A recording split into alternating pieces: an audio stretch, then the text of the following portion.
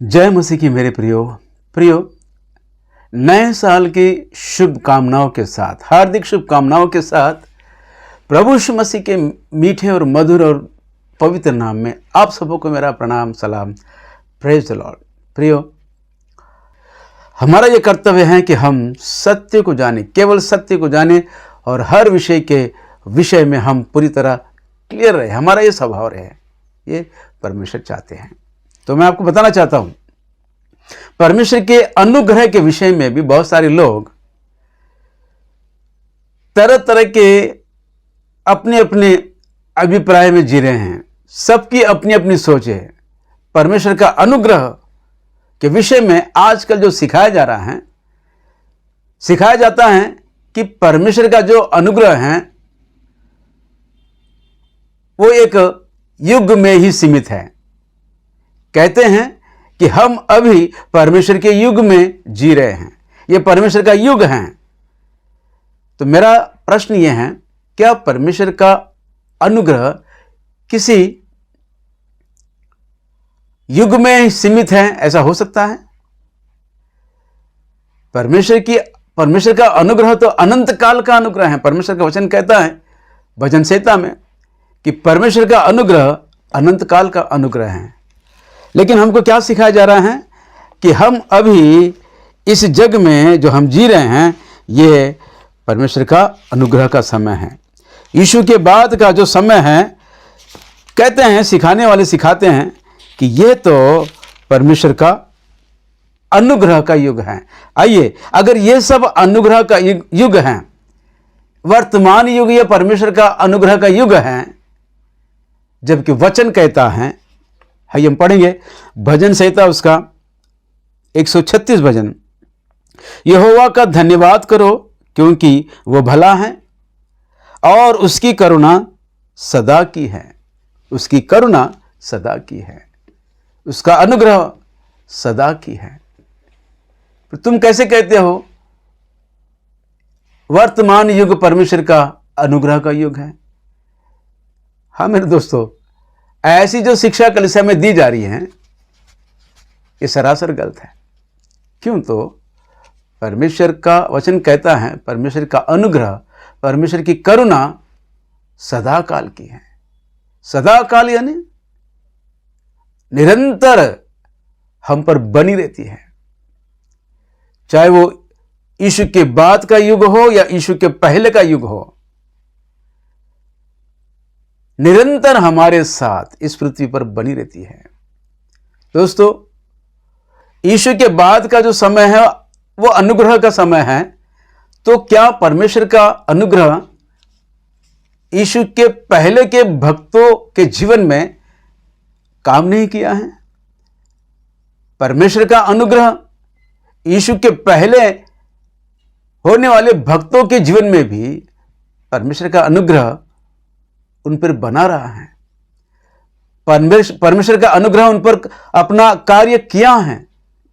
नूह के जीवन में देखिए, नूह के जीवन में भी परमेश्वर का अनुग्रह हुआ है। मूसा के जीवन में भी परमेश्वर का अनुग्रह हुआ है। अब्राहम के जीवन में परमेश्वर का अनुग्रह हुआ है। और दाऊद तो कहते हैं अनुग्रह के विषय में, परमेश्वर के अनुग्रह के विषय में, करुणा के विषय में, वो तो बहुत सारे भजन लिखे हैं, कीर्तन लिखे हैं। परमेश्वर का अनुग्रह, परमेश्वर का अनुग्रह।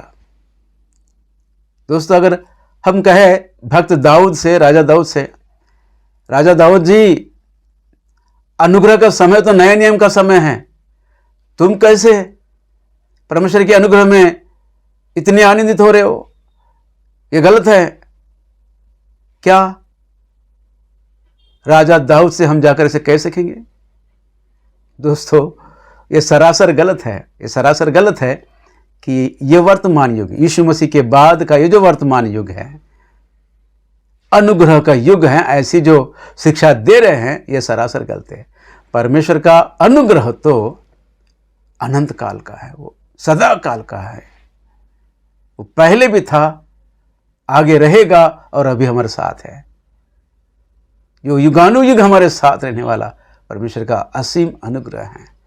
उसके अनुग्रह के बिना हम एक पल भी इस जगत में जी नहीं सकते हैं मेरे दोस्तों। हाँ मेरे दोस्तों, अब प्रश्न ये उठता है यीशु मसीह के बाद ये वर्तमान जो युग है ये अनुग्रह का युग है, ऐसा किसने सिखाया है? ये गलत शिक्षा कहां से आई है? ये सबसे बड़ा प्रश्न है मेरे दोस्तों।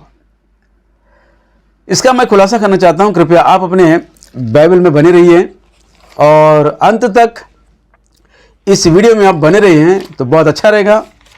परमेश्वर के अनुग्रह के विषय में, अनुग्रह की सच्चाई के विषय में आप जान पाओगे।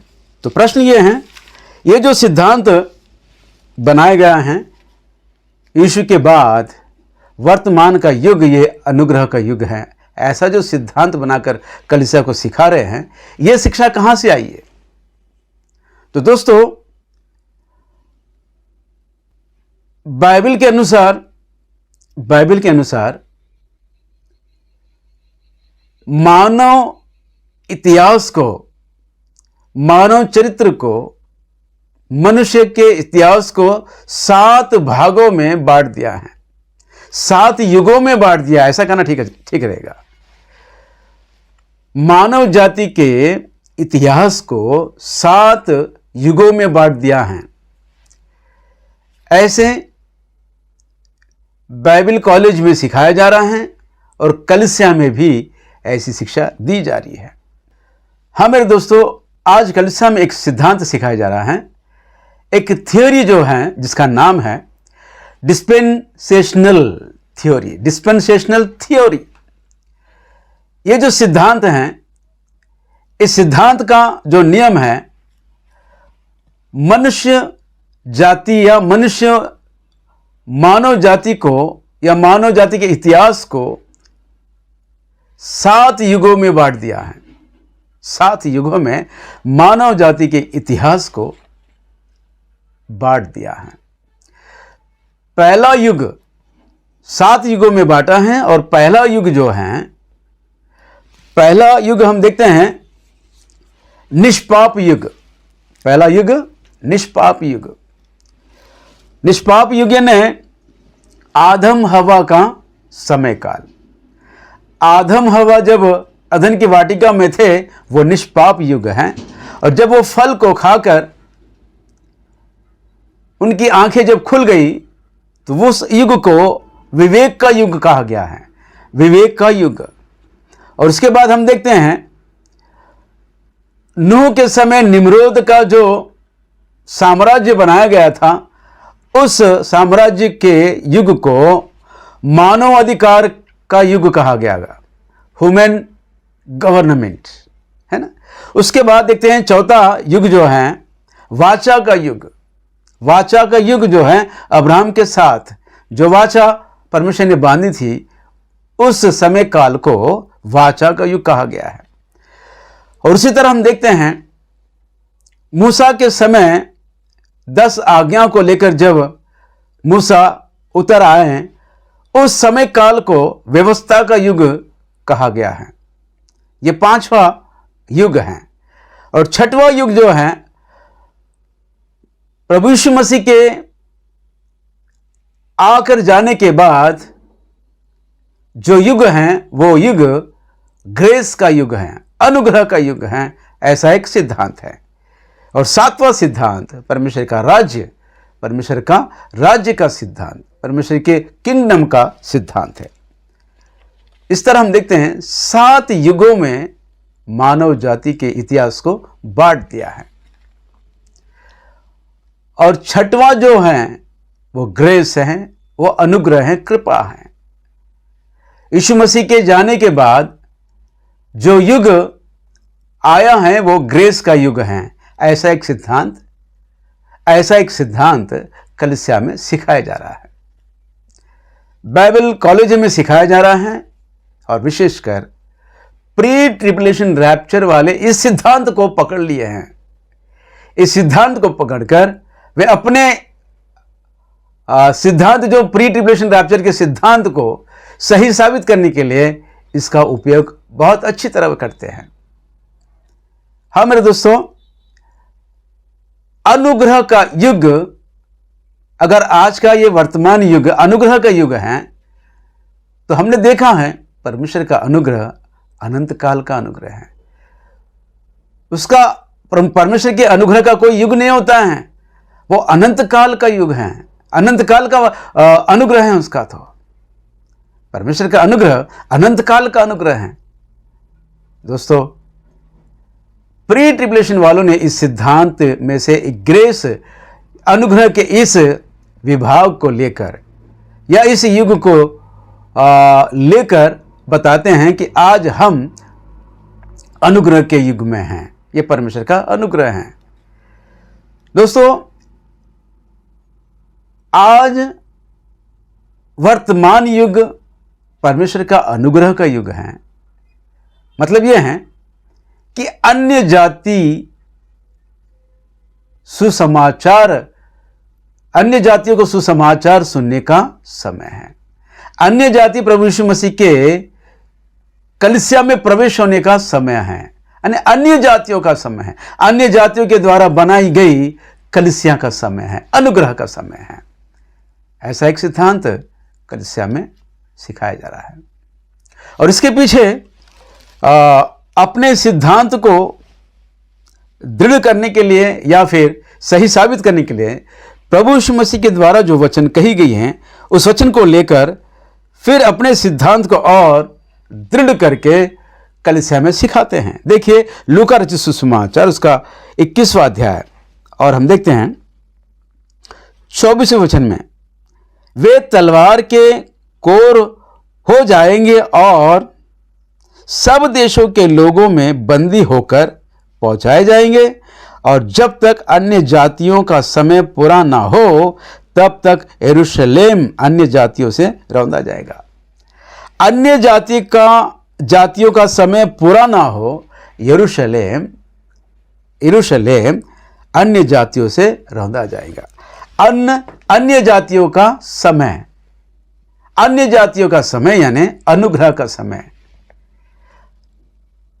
इस अनुग्रह के समय में अन्य जाति सुसमाचार सुनकर प्रभु यीशु मसीह की कलीसिया में प्रवेश होते हैं। यानी कि कलीसिया, आज जो वर्तमान युग में जो कलीसिया हैं, वो वर्तमान युग में जो कलीसिया हैं वो अनुग्रह का समय है। ऐसा एक सिद्धांत सिखाया जा रहा है। तो दोस्तों, आज का ये जो सिद्धांत है उसके पीछे इन्होंने जो वचन लिया है, प्रभु यीशु मसीह भी कहते हैं कि अन्य जातियों का एक समय काल है, जिसके विषय में फिर पवित्र आत्मा परमेश्वर ने प्रकाशित वाक्य में भी इसी बात को दोहराया है। भविष्यवाणी की किताब प्रकाशित वाक्य उसका 11 अध्याय और दूसरे वचन में लिखा है, पर मंदिर के बाहर का आंगन छोड़ दे, उसे मत नाप, क्योंकि वह अन्य जातियों को दिया गया है और वे पवित्र नगर को 42 महीने तक रौंदेंगे। 42 महीने तक रौंदेंगे। अन्य जातियों को दिया गया समय 42 महीने, और लिखा है कि वह उस पवित्र नगर को 42 महीने रौंदेंगे। अन्य जाति को समय दिया गया है जो यरूशलेम के पवित्र नगर को रौंदेंगे। तो दोस्तों, अब प्रश्न ये उठता है, ये अन्य जातियों का समय कब शुरू हुआ है? तो हम देखते हैं, आइए हम पढ़ेंगे दानियेल की किताब उसका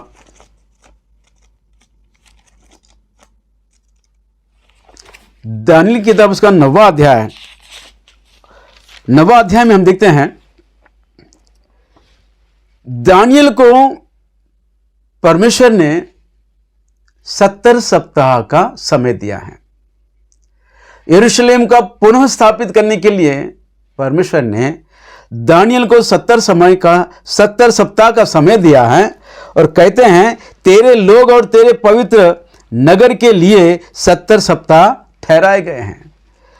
9वां अध्याय दानियेल किताब उसका 9वां अध्याय 24 वचन में लिखा है, परमेश्वर कहते हैं कि हे दानियेल, तेरे नगर को फिर बसाने के लिए 70 सप्ताह दिए गए हैं। और लिखा है 69 सप्ताह के पूरे होते अभिषिक्त काटा जाएगा। हाँ मेरे दोस्तों, दिए गए 70 सप्ताह के समय में 69 सप्ताह होते ही अभिषिक्त काटा जाएगा। 69 सप्ताह होते ही अभिषिक्त काटा जाएगा, यानी प्रभु यीशु मसीह क्रूस पर बलिदान होगा। 69 सप्ताह के होते ही प्रभु यीशु मसीह गद्दी पर बैठकर यरूशलेम प्रवेश हुए हैं और क्रूस पर मारे गए, गाड़े गए और तीसरे दिन जी उठे। तो दोस्तों, पर 69 सप्ताह के पूरे होने के बाद 70वां सप्ताह अब तक शुरू नहीं हुआ है। 69 सप्ताह के पूरे होने से पहले यहूदियों के लिए समय दिया गया था, पर जब 69 सप्ताह हो गए, पूरे हो गए, यीशु मसीह अपने कार्य को, उद्धार के कार्य को पूरा करके चले गए, तो उसके बाद का जो समय है वह अन्य जातियों के लिए दिया गया समय है। 69 सप्ताह से पहले यहूदियों का सप्ताह था, पर 69 सप्ताह के बाद अन्य जातियों के लिए दिया गया सप्ताह है। लेकिन प्रश्न उठता है, यहूदियों का समय कब आएगा? यहूदियों का समय तब आएगा जब अन्य जातियों का समय खत्म होगा। तो यहूदियों का समय कब आएगा?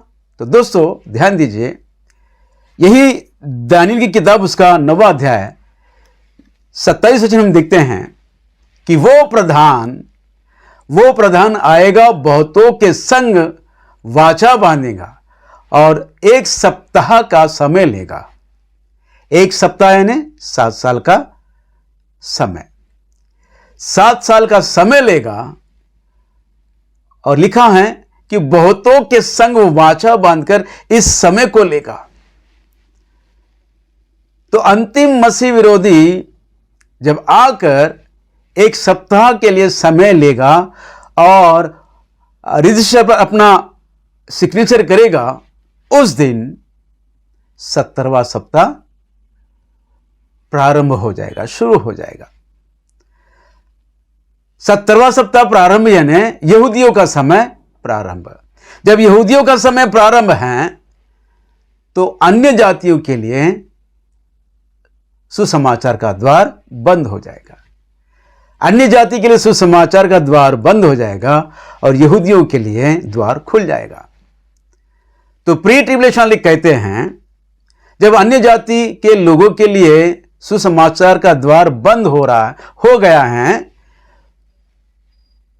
तो 70वां सप्ताह के प्रारंभ के दिनों में अंतिम मसीह विरोधी जो आकर 1 सप्ताह का समय लेगा, यानी 7 साल के महाक्लेश के उस समय काल में अन्य जाति से बनी प्रभु यीशु मसीह की कलीसिया पृथ्वी पर क्यों रहेगी?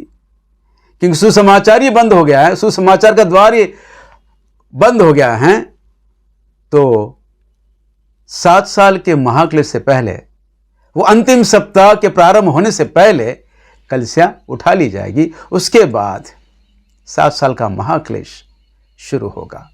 ऐसा एक सिद्धांत है प्री ट्रिब्यूलेशन वालों का, प्री ट्रिब्यूलेशन रैप्चर वालों का यह सिद्धांत है। दोस्तों, अब तक जितना भी मैं कहा है ना, यह प्री ट्रिब्यूलेशन वालों का सिद्धांत की शिक्षा है। अब प्रश्न उठता है, अन्य जाति के लोगों को जो समय दिया गया है, अन्य जातियों का जो समय है, वो कितने दिनों का समय है? तो हम देखते हैं प्रकाशित वाक्य में 11 अध्याय में, प्रकाशित वाक्य 11 अध्याय में हम देखते हैं 42 महीने वह पवित्र नगर को रौंदेंगे। अन्य जाति को जो समय दिया गया है वो केवल 42 महीने का समय है, और लिखा है कि वो पवित्र नगर यरूशलेम को रौंदेंगे। रौंदेंगे इस शब्द को लेकर भी इन्होंने एक गलत सिद्धांत बनाया है। इनका सिद्धांत जो है, अन्य जाति यरूशलेम या पवित्र नगर को रौंदेंगे, इसका मतलब ये बताते हैं the time of gentile supremacy. इसका मतलब यह है, यह प्री ट्रिबुलेशन रैप्चर के सिद्धांतों की किताब में लिखी गई बात है। यह उनका एक सिद्धांत है। कहते हैं यरूशलेम पर अन्य जातियों का अधिकार रहेगा, यरूशलेम पर अन्य जाति अपना अधिकार चलाएगा। हाँ मेरे दोस्तों, ये बात सच है कि प्रभु यीशु मसीह के भविष्यवाणी के अनुसार यरूशलेम, यहूदी लोग पूरी तरह भटक गए थे और कम से कम 19 साल वे पूरे भारत देश के, पूरी दुनिया के देशों में फैल गए थे। पर उसके बाद धीरे धीरे वे लोग यरूशलेम में इकट्ठा हो रहे थे और 14 मई 1948 को यरूशलेम फिर से बसाया गया है। यरूशलेम को फिर से बसाया गया है, यरूशलेम को आजाद किया गया है, यरूशलेम को स्थापित किया गया है। कब? 1948, 14 मई 1948 को। दोस्तों ध्यान दीजिए, 14 मई 1948 को यरूशलेम फिर बसाया गया है। फिर वो पूरे संपूर्ण अधिकार के साथ यरूशलेम के लोग अपने देश में रहने लगे। तो मतलब यह है कि अब अन्य जातियों का समय खत्म हो गया है, अन्य जातियों का समय बंद हो गया है। जब अन्य जातियों का समय बंद हो गया है तो सुसमाचार भी रुक जाना चाहिए था। सुसमाचार रोक दिया जाना चाहिए था, लेकिन आज भी सुसमाचार पृथ्वी पर सुनाया जा रहा है। सुसमाचार सुनकर बहुत सारे लोग प्रभु में आ रहे हैं। हम तुम आए हुए हैं, तो क्या हम सब यहूदी हैं? हम सब अन्य जाति हैं ना। अगर अन्य जातियों का समय पूरा जब हो जाएगा, जब यहूदियों के लिए द्वार खुल जाएंगे। अब हम देखते हैं कि 14 मई 1948 को यहूदियों का देश बस गया है, तो अन्य जातियों के लिए सुसमाचार रुक जाना चाहिए, पर ऐसा हुआ नहीं है ना। आज भी सुसमाचार सुनाया जा रहा है और अन्य जाति उद्धार पा रहे हैं। तो इसका मतलब यह है, इनका यह सिद्धांत सरासर गलत है। इनका जो सिद्धांत है प्री ट्रिबुलेशन रैप्चर, महाक्लेश में जाने से पहले कलीसिया जो उठा ली जाएगी, ये सिद्धांत सरासर गलत है। अब प्रश्न ये उठता है कि अन्य जाति के लोगों को कितना समय दिया गया है? तो 7 साल के महाक्लेश के उन दिनों में 42 महीने वो पवित्र नगर को रौंदेंगे यानी सुसमाचार सुनाएंगे, ना कि अधिकार चलाएंगे। ध्यान दीजिए मेरे दोस्तों, रौंदना यानी प्रभु यीशु मसीह के सुसमाचार को सुनाना है। अन्य जाति 3.5 साल 42 महीने लिखा है कि 42 महीने लिखा है मंदिर के बाहर का आंगन छोड़ दे, उसे मत नाप, क्योंकि वह अन्य जातियों को दिया गया है और वे पवित्र नगर को 42 महीने तक रौंदेंगे। 42 महीने यानी कि 3.5 साल तक। 7 साल के महाक्लेश के उन दिनों में 3.5 साल तक अन्य जाति सुसमाचार सुनाएंगे, अन्य जाति की कलीसिया सुसमाचार सुनाएगी। और दोस्तों, और जब अंतिम मसीह विरोधी जो 7 साल का समय लेकर, 1 सप्ताह का समय लेकर, आधे सप्ताह में वो अन्न बलि और मेल बलि बंद करा देगा। बहुतों के संग वाचा बांधा कि मैं पूरे पृथ्वी पर शांति का राज्य स्थापित करूंगा, और इजराइल जो मान्य रहते हैं उनसे कहता है कि तुम अपनी आराधना करते रहिए, मैं तुम्हारे छड़ी नहीं आऊंगा। लेकिन पता चला कि आधे सप्ताह के बीतने पर उसने अन्न बलि और मेल बलि बंद करा दिया। हाँ मेरे दोस्तों, आधे सप्ताह के बीतने पर अंतिम मसीह विरोधी अन्न बलि और मेल बलि बंद करा देगा, और 42 महीने सुसमाचार सुनाने वाली परमेश्वर की कलीसिया 3.5 साल यानी कि आधा सप्ताह तक वो भी सुसमाचार सुनाएगी। और आधा सप्ताह के बीतने पर, 3.5 साल के बीतने पर अंतिम मसीह विरोधी यरूशलेम के मंदिर में जाकर बैठ जाएगा। तो तब यहूदियों की आंखें खुल जाएगी। हाँ मेरे दोस्तों, यहूदियों की आंखें खुल जाएगी। अरे इसे तो हमने इसे अपना मसीहा समझा था, ये तो मसीह विरोधी निकला। और होगा क्या मेरे दोस्तों, अंतिम तुहरी फूकी जाएगी और उसकी दुल्हन जो 3.5 साल के बाद अंतिम तुहरी फूकी जाएगी, वो उठा ली जाएगी, क्योंकि उसका समय 42 महीने है। 42 महीने उस पृथ्वी पर रहेगी, प्रभु का काम करेगी और अंतिम तुहरी फूकी जाएगी और उसकी दुल्हन उठा ली जाएगी। और बाकी के जो दूसरे भाग के जो 3.5 साल हैं दोस्तों, यहूदियों की आंखें खुल जाएगी और अंतिम मसीह विरोधी का विरोध करने लगेगी। तब अंतिम मसीह विरोधी अपनी सेना को इजरायलियों पर छोड़ देगा और इजरायली कलीसिया जंगल में भाग जाएगी। उस जंगल में जो परमेश्वर ने उनके लिए जो जगह बनाई रखी है, जो 3.5 साल वहां पाली जाएगी। और 3.5 साल पूरे होते ही, पहले भाग के 3.5 साल पूरे होते ही जिस कलीसिया को अपनी दुल्हन को ले गया है, दूसरे 3.5 साल के भाग के पूरे होते ही उसी दुल्हन को लेकर आएगा और पृथ्वी पर अर्मगिद्दोन का युद्ध करेगा और इस पृथ्वी पर अपना राज्य करेगा। 1000 वर्ष का राज्य इस पृथ्वी पर होगा। तो दोस्तों, फिर एक बार मैं आप लोगों से कहना चाहता हूं, परमेश्वर का अनुग्रह का कोई युग नहीं होता है। ये प्री ट्रिब्यूलेशन वालों का सिद्धांत जो बनाकर अपनी शिक्षा को, अपनी इस गलत शिक्षा को सही साबित करने के लिए दोस्तों, इन्होंने जो सिद्धांत को अपनाया है वो सरासर गलत है, वो सरासर गलत है।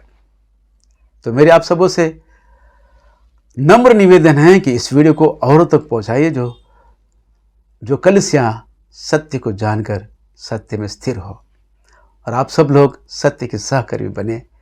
तो प्रभु आपको बहुतायत के आशीषों से भरपूर करे, ऐसी मेरी प्रार्थना है। फिर एक बार आप सबों को नए साल की शुभकामनाओं के साथ आमीन, आमीन, आमीन।